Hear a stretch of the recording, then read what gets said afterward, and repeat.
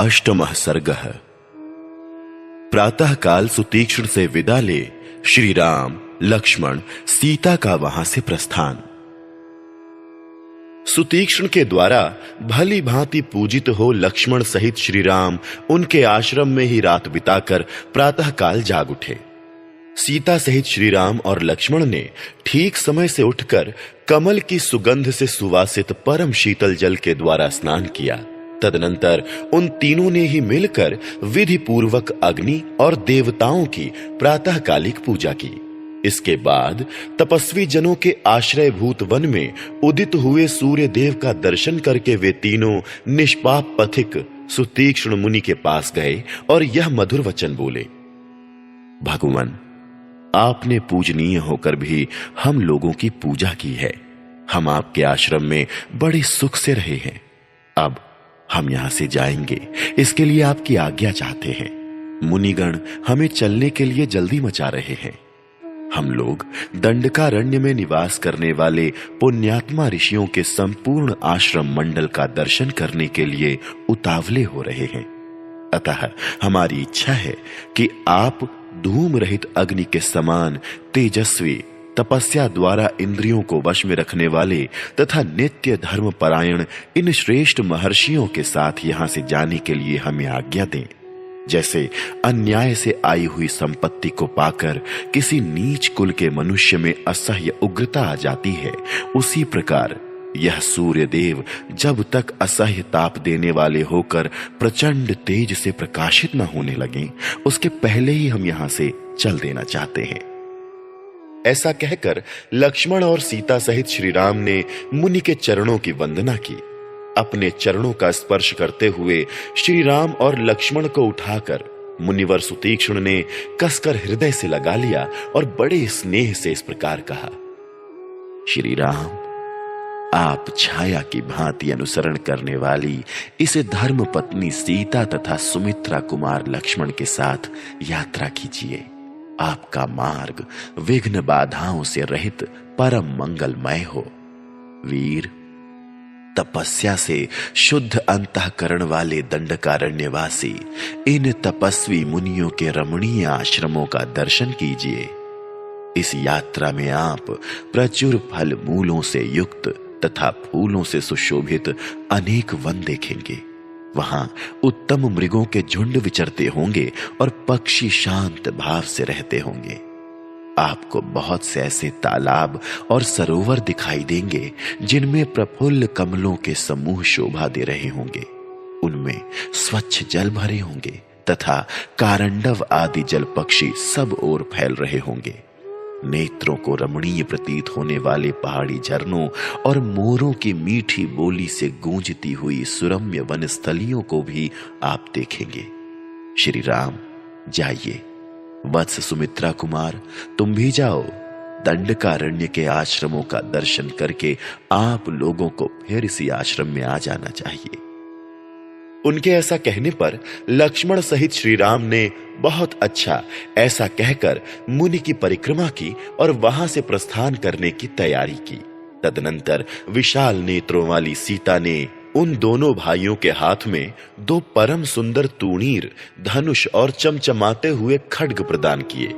उन सुंदर तूणीरों को पीठ पर बांधकर टंकारते हुए धनुषों को हाथ में ले वे दोनों भाई श्री राम और लक्ष्मण आश्रम से बाहर निकले। वे दोनों रघुवंशी वीर बड़े ही रूपवान थे।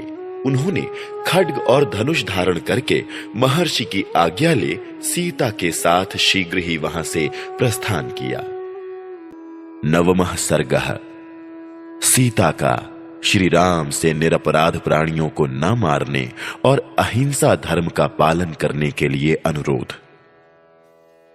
सुतीक्ष्ण की आज्ञा लेकर वन की ओर प्रस्थित हुए अपने स्वामी रघुकुल नंदन श्री राम से सीता ने स्नेह भरी मनोहर वाणी में इस प्रकार कहा।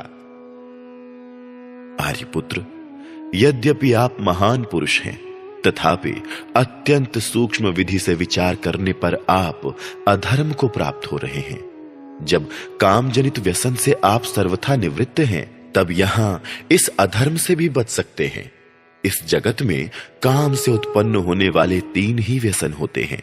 मिथ्या भाषण बहुत बड़ा व्यसन है, किंतु उससे भी भारी दो व्यसन और हैं, परस्त्री गमन और बिना वैर के ही दूसरों के प्रति क्रूरतापूर्ण बर्ताव। रघुनंदन, इनमें से मिथ्या भाषण रूप व्यसन तो ना आप में कभी हुआ है और ना आगे कभी होगा ही। परस्त्री विषयक अभिलाषा तो आपको हो ही कैसे सकती है। नरेंद्र, धर्म का नाश करने वाली यह कुत्सित इच्छा न आपके मन में कभी हुई थी, न है और न भविष्य में कभी होने की संभावना ही है। राजकुमार श्री राम, यह दोष तो आपके मन में भी कभी उदित नहीं हुआ है, फिर वाणी और क्रिया से कैसे आ सकता है। आप सदा ही अपनी धर्म पत्नी में अनुरक्त रहने वाले, धर्मनिष्ठ, सत्य प्रतिज्ञ तथा पिता की आज्ञा का पालन करने वाले हैं। आप में धर्म और सत्य दोनों की स्थिति है, आप में ही सब कुछ प्रतिष्ठित है। महाबाहो, जो लोग जितेंद्रिय हैं वे सदा सत्य और धर्म को पूर्ण रूप से धारण कर सकते हैं। शुभदर्शी महापुरुष, आपकी जितेंद्रियता को मैं अच्छी तरह जानती हूं, इसीलिए मुझे विश्वास है कि आप में वो दोनों दोष कदापि नहीं रह सकते हैं। परंतु दूसरे के प्राणों की हिंसा रूप जो यह तीसरा भयंकर दोष है, उसे लोग मोहवश बिना वैर विरोध के भी किया करते हैं। वही दोष आपके सामने भी उपस्थित है। वीर, आपने दंडकारण्य निवासी ऋषियों की रक्षा के लिए युद्ध में राक्षसों का वध करने की प्रतिज्ञा की है। इसी के लिए आप भाई के साथ धनुष बाण लेकर दंडकारण्य के नाम से विख्यात वन की ओर प्रस्थित हुए हैं। अतः आपको इस घोर कर्म के लिए प्रस्थित हुआ देख मेरा चित्त चिंता से व्याकुल हो उठा है। आपके प्रतिज्ञा पालन रूप व्रत का विचार करके मैं सदा यही सोचती रहती हूं कि कैसे आपका कल्याण हो। वीर, मुझे इस समय आपका दंडकारण्य में जाना अच्छा नहीं लगता है। इसका क्या कारण है यह बता रही हूं, आप मेरे मुंह से सुनिए। आप हाथ में धनुष बाण लेकर अपने भाई के साथ वन में आए हैं। संभव है समस्त वनचारी राक्षसों को देखकर कदाचित आप उनके प्रति अपने बाणों का प्रयोग कर बैठे। जैसे आग के समीप रखे हुए ईंधन उसके तेज रूप बल को अत्यंत उद्दीप्त कर देते हैं, उसी प्रकार जहां क्षत्रियों के पास धनुष हो तो वह उनके बल और प्रताप को उद्बोधित कर देता है। महाबाहो, पूर्व काल की बात है, किसी पवित्र वन में जहां मृग और पक्षी बड़े आनंद से रहते थे, एक सत्यवादी एवं पवित्र तपस्वी निवास करते थे। उन्हीं की तपस्या में विघ्न डालने के लिए शचीपति इंद्र किसी योद्धा का रूप धारण करके हाथ में तलवार लिए एक दिन उनके आश्रम पर आए। उन्होंने मुनि के आश्रम में अपना उत्तम खड्ग रख दिया। पवित्र तपस्या में लगे हुए मुनि को धरोहर के रूप में वह खड्ग दे दिया। उस शस्त्र को पाकर मुनि उस धरोहर की रक्षा में लग गए। वे अपने विश्वास की रक्षा के लिए वन में विचरते समय भी उसे साथ ही रखते थे। धरोहर की रक्षा में तत्पर रहने वाले वे मुनि फल मूल लाने के लिए जहां कहीं भी जाते उस खड्ग को साथ लिए बिना नहीं जाते थे। तप ही जिनका धन था, उन मुनि ने प्रतिदिन शस्त्र ढोते रहने के कारण क्रमशः तपस्या का निश्चय छोड़कर अपनी बुद्धि को क्रूरतापूर्ण बना लिया। फिर तो अधर्म ने उन्हें आकृष्ट कर लिया। वे मुनि प्रमादवश रौद्र कर्म में तत्पर हो गए और उस शस्त्र के सहवास से उन्हें नरक में जाना पड़ा। इस प्रकार शस्त्र का संयोग होने के कारण पूर्व काल में उन तपस्वी मुनि को ऐसी दुर्दशा भोगनी पड़ी। जैसे आग का संयोग ईंधनों को जलाने का कारण होता है, उसी प्रकार शस्त्रों का संयोग शस्त्रधारी के हृदय में विकार का उत्पादक कहा जाता है। मेरे मन में आपके प्रति जो स्नेह और विशेष आदर है, उसके कारण मैं आपको उस प्राचीन घटना की याद दिलाती हूं तथा यह शिक्षा भी देती हूं कि आपको धनुष लेकर किसी तरह बिना वैर के ही दंडकारण्यवासी राक्षसों के वध का विचार नहीं करना चाहिए। वीरवर, बिना अपराध के ही किसी को मारना संसार के लोग अच्छा नहीं समझेंगे। अपने मन और इंद्रियों को वश में रखने वाले क्षत्रिय वीरों के लिए वन में धनुष धारण करने का इतना ही प्रयोजन है कि वे संकट में पड़े हुए प्राणियों की रक्षा करें। कहां शस्त्र धारण और कहां वनवास, कहां क्षत्रिय का हिंसामय कठोर कर्म और कहां सब प्राणियों पर दया करना रूप तप। ये परस्पर विरुद्ध जान पड़ते हैं। अतः हम लोगों को देश धर्म का ही आदर करना चाहिए। इस समय हम तपोवन रूप देश में निवास करते हैं, अतः यहाँ के अहिंसामय धर्म का पालन करना ही हमारा कर्तव्य है। केवल शस्त्र का सेवन करने से मनुष्य की बुद्धि कृपण पुरुषों के समान कलुषित हो जाती है। अतः आप अयोध्या में चलने पर ही पुनः क्षात्र धर्म का अनुष्ठान कीजिएगा। राज्य त्याग कर वन में आ जाने पर यदि आप मुनिवृत्ति से ही रहें तो इससे मेरी सास और श्वशुर को अक्षय प्रसन्नता होगी। धर्म से अर्थ प्राप्त होता है, धर्म से सुख का उदय होता है और धर्म से ही मनुष्य सब कुछ पा लेता है। इस संसार में धर्म ही सार है। चतुर मनुष्य भिन्न भिन्न वानप्रस्थोचित नियमों के द्वारा अपने शरीर को क्षीण करके यत्न पूर्वक धर्म का संपादन करते हैं, क्योंकि सुखदायक साधन से सुख के हेतुभूत धर्म की प्राप्ति नहीं होती है। सौम्य, प्रतिदिन शुद्ध चित्त होकर तपोवन में धर्म का अनुष्ठान कीजिए। त्रिलोकी में जो कुछ भी है आपको तो वह सब कुछ यथार्थ रूप से विदित ही है। मैंने नारी जाति की स्वाभाविक चपलता के कारण ही आपकी सेवा में ये बातें निवेदन कर दी हैं। वास्तव में आपको धर्म का उपदेश करने में कौन समर्थ है? आप इस विषय में अपने छोटे भाई के साथ बुद्धिपूर्वक विचार कर लें, फिर आपको जो ठीक जचे उसे ही शीघ्रता पूर्वक करें। 10वां सर्गः श्री राम का ऋषियों की रक्षा के लिए राक्षसों के वध के निमित्त की हुई प्रतिज्ञा के पालन पर दृढ़ रहने का विचार प्रकट करना। अपने स्वामी के प्रति भक्ति रखने वाली विदेह कुमारी सीता की कही हुई यह बात सुनकर सदा धर्म में स्थित रहने वाले श्री रामचंद्र जी ने जानकी को इस प्रकार उत्तर दिया।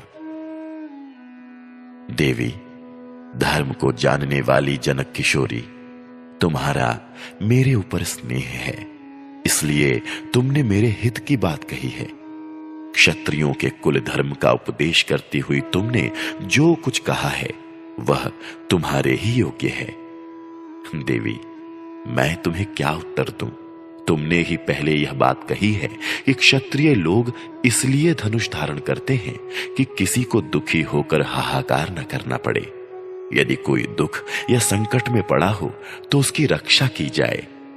सीते, दंडकारण्य में रहकर कठोर व्रत का पालन करने वाले वे मुनि बहुत दुखी हैं। इसीलिए मुझे शरणागत वत्सल जानकर वे स्वयं मेरे पास आए और शरणागत हुए। भीरु, सदा ही वन में रहकर फल मूल का आहार करने वाले वे मुनि इन क्रूर कर्मा राक्षसों के कारण कभी सुख नहीं पाते हैं। मनुष्यों के मांस से जीवन निर्वाह करने वाले ये भयानक राक्षस उन्हें मारकर खा जाते हैं। उन राक्षसों के ग्रास बने हुए वे दंडकारण्यवासी द्विज श्रेष्ठ मुनि हम लोगों के पास आकर मुझसे बोले, प्रभु, हम पर अनुग्रह कीजिए। उनके मुख से निकली हुई इस प्रकार रक्षा की पुकार सुनकर और उनकी आज्ञा पालन रूपी सेवा का विचार मन में लेकर मैंने उनसे यह बात कही कि महर्षियों, आप जैसे ब्राह्मणों की सेवा में मुझे स्वयं ही उपस्थित होना चाहिए था, परंतु आप स्वयं ही अपनी रक्षा के लिए मेरे पास आए हैं। यह मेरे लिए अनुपम लज्जा की बात है। अतः आप प्रसन्न हो, बताइए मैं आप लोगों की क्या सेवा करूं? यह बात मैंने उन ब्राह्मणों के सामने कही। तब उन सभी ने मिलकर अपना मनोभाव इन वचनों में प्रकट किया। श्री राम, दंडकारण्य में इच्छानुसार रूप धारण करने वाले बहुत से राक्षस रहते हैं। उनसे हमें बड़ा कष्ट पहुंच रहा है, अतः वहां उनके भय से आप हमारी रक्षा करें। निष्पाप रघुनंदन, अग्निहोत्र का समय आने पर तथा पर्व के अवसरों पर यह अत्यंत दुर्धर्ष मांस भोजी राक्षस हमें धर दबाते हैं। राक्षसों द्वारा आक्रांत होने वाले हम तपस्वी तापस सदा अपने लिए कोई आश्रय ढूंढते रहते हैं, अतः आप ही हमारे परम आश्रय हों। रघुनंदन, यद्यपि हम तपस्या के प्रभाव से इच्छानुसार इन राक्षसों का वध करने में समर्थ हैं, तथापि चिरकाल से उपार्जित किए हुए तप को खंडित करना नहीं चाहते हैं, क्योंकि तप में सदा ही बहुत से विघ्न आते रहते हैं तथा इसका संपादन बहुत ही कठिन होता है। यही कारण है कि राक्षसों के ग्रास बन जाने पर भी हम उन्हें शाप नहीं देते हैं। इसलिए दंडकारण्यवासी निशाचरों से पीड़ित हुए हम तापसों की भाई सहित आप रक्षा करें, क्योंकि इस वन में आप ही हमारे रक्षक हैं। जनक नंदिनी, दंडकारण्य में ऋषियों की यह बात सुनकर मैंने पूर्ण रूप से उनकी रक्षा करने की प्रतिज्ञा की है। मुनियों के सामने यह प्रतिज्ञा करके अब मैं जीते जी इस प्रतिज्ञा को मिथ्या नहीं कर सकूंगा, क्योंकि सत्य का पालन मुझे सदा ही प्रिय है। सीते, मैं अपने प्राण छोड़ सकता हूं, तुम्हारा और लक्ष्मण का भी परित्याग कर सकता हूं, किंतु अपनी प्रतिज्ञा को, विशेषतः ब्राह्मणों के लिए की गई प्रतिज्ञा को मैं कदापि नहीं तोड़ सकता। इसलिए ऋषियों की रक्षा करना मेरे लिए आवश्यक कर्तव्य है। विदेह नंदिनी, ऋषियों के बिना कहे ही उनकी मुझे रक्षा करनी चाहिए थी। फिर जब उन्होंने स्वयं कहा और मैंने प्रतिज्ञा भी कर ली, तब अब उनकी रक्षा से कैसे मुंह मोड़ सकता हूं। सीते, तुमने स्नेह और सौहार्दवश जो मुझसे ये बातें कही हैं, इससे मैं बहुत संतुष्ट हूं, क्योंकि जो अपना प्रिय ना हो उसे कोई हितकर उपदेश नहीं देता। शुभ ने, तुम्हारा यह कथन तुम्हारे योग्य तो है ही, तुम्हारे कुल के भी सर्वथा अनुरूप है। तुम मेरी सहधर्मिणी हो और मुझे प्राणों से भी बढ़कर प्रिय हो। महात्मा श्री रामचंद्र जी अपनी प्रिया मिथिलेश कुमारी सीता से ऐसा वचन कहकर हाथ में धनुष ले लक्ष्मण के साथ रमणीय तपोवनों में विचरण करने लगे। इस प्रकार श्री वाल्मीकि निर्मित आर्ष रामायण आदि काव्य के अरण्य कांड में 10वां सर्ग पूरा हुआ।